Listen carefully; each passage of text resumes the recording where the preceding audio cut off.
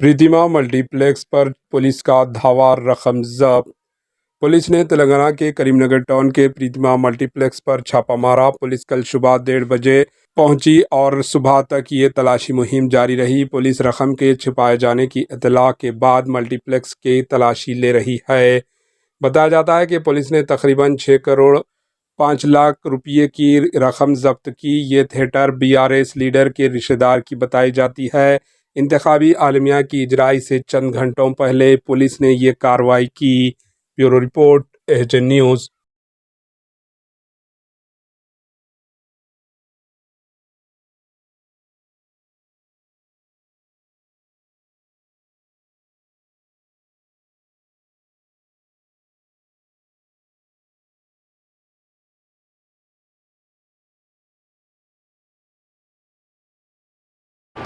AHN news को like करें, share करें और सब्सक्राइब करना ना भूलें।